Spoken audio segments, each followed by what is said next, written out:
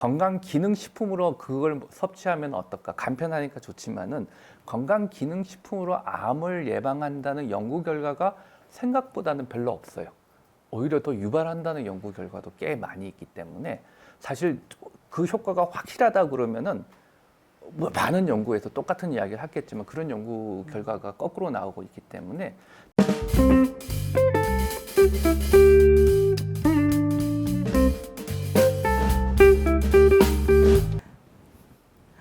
안녕하세요. 건강한 요리의 앨리스 대표 앨리스입니다. 오늘은 건강 공부, 건강 습관에 대해서 오상우 교수님과 함께 이야기를 나눠보려고 합니다. 안녕하세요, 교수님. 예, 안녕하세요. 예. 네.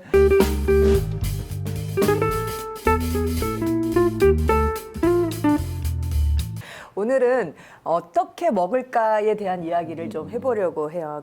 저희가 이 책의 여러 가지 내용 중에 5부에 나온 부분, 생활 습관을 실천할 수 있는 이야기들이 있어서 그 부분을 좀 집중해서 이야기하려고 하고요. 5부, 한 끼부터 제대로 시작하는 하루 건강 섭식이라고 주제를 나눠보려고 하는데요. 여러분은 한국인의 사망 원인이 되는 질병 1위가 뭐라고 생각하세요?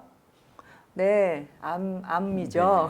암이라고 생각이 드시면 여러분들 공부 많이 하신 것 같습니다.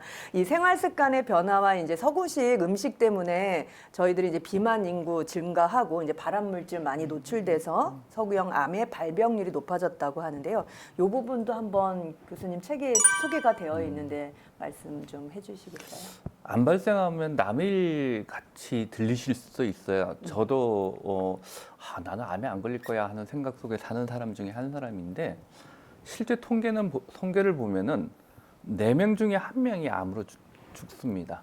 그러면 여러분들 주변에 4명이 모여 계시다면 그 중에 한 분은 암으로 죽게 돼 있어요. 이 스튜디오 안에도 우리 중에 누군가가 그렇게 되겠죠. 그래서 제가 드리고 싶은 이야기는 남의 일이 아니라는 거죠. 근데 문제는 암의 종류가 너무 급속하게 대한민국 우리나라에서 바뀌었기 때문에 근데 전에 있는 암은 주로 감염성 암이었어요. 그 다음에 흡연이라든지 이런 그 나쁜 습관 때문에 오는 그런 암이었는데 요즘 그 암의 패턴이 바뀌어서 대사질환하고 관련이 있고 여러 가지 비만, 그 다음에 음식 습관의 변화 이런 것들 때문에 이제 한국에서 아주 드물었던 대장암, 유방암 뭐 이런 암이 굉장히 늘어났죠. 근데 그런 암이 이렇게 는 데에는 옛날에 제가 인턴 레지던트 할 때 학생 때는 교수님들이 우리하고 서구인하고 유전자가 달라서 그래 하고 말씀을 하셨는데 사실 그분들이 저희들한테 잘못된 정보를 주신 거고요. 그분들보다 조금 오래 이렇게 의사생활을 하다 보니까 요즘 와서 연구를 해봤더니 사실 먹는 식습관하고 이런 것들이 많이 바뀌어서 비만해지고 이런 것들 때문에 왔다는 이야기죠. 다시 말해서 이런 질병이 우리의 사망률을 높이고는 있지만 우리가 이것을 거스를 수 있다는 겁니다. 생활 습관하고 이걸 조정하면 그런 이야기가 되겠죠. 네. 그래서 그런 것들에 대한 이야기를 좀 하고 싶어요. 예. 그럼 건강 식단이 되게 중요하다는 얘기인데 그러면 교수님 예를 들면 누가 먹는 거를 하루 이틀 먹는 거 이렇게 쭉 지켜보시면 저 사람이 어떤 질병에 걸릴 것이다 좀 알 수 있을까요? 그러면 제가 자판 깔았죠. 네. 근데 그럴 능력까지는 안 되고요. 네. 근데 일반인들이 건강 식단에 대해 관심이 되게 많고 건강 식단을 먹으려고 하는 것 때문에 건강 정보에 대한 공부를 또 많이 또 꽤 하시는 걸로 알고 있어요. 근데 이 건강 정보를 접하는 것도 이게 올바른 정보를 접해야 되는데 그렇지 않고 어떤 기준 없이 계속 건강 정보만 보다 보면 같은 어떤 게 건강에 좋더라 하면은 그것 따라서 하다가 보면 딴 데서는 그건 아니다라는 얘기도 나오잖아요. 그래서 어떤 기준이 있어야 될 것 같고 그래서 이제 어떤 건강 정보를 접할 때 이 기준이 뭐가 좀 있을까요? 이게요. 어느 한순간에 질병을 담당하시는 분들이 나와서 그런 이야기를 하세요. 이거는 발암 물질이다. 이거는 무슨 암을 일으킨다. 그래서 이걸 먹으면 암을 예방할 수 있다. 근데 안타깝게도 우리나라의 영양학을 제대로 공부하시고 임상 영양을 하신 분이 별로 없어요. 또 유튜버 하시는 분들 중에 그분들께 좀 죄송하지만은 제대로 공부한 분들이 많지 않으세요. 그게 좀 안타까운 면이 있습니다. 한 예를 들어볼게요. 옛날 이야기 하시면 쉽게 이해될 건데 옛날에 그 모 KBS에서 하는 모 프로그램에서 이제 초기에 건강 프로그램이 생겼는데 어느 한 분이 나오셔서 브로콜리가 몸에 좋습니다. 암 예방에 좋고 실레니움도 들어있고 항산화 성분이 들어있다. 근데 한 번도 들어본 적이 없는 거예요. 그 브로콜리란 새로운 음식에 대한 열풍이 불기 시작하면서 90년대 전국에 브로콜리가 동이 났습니다. 근데 그 브로콜리 많이 먹어서 암이 줄었나요?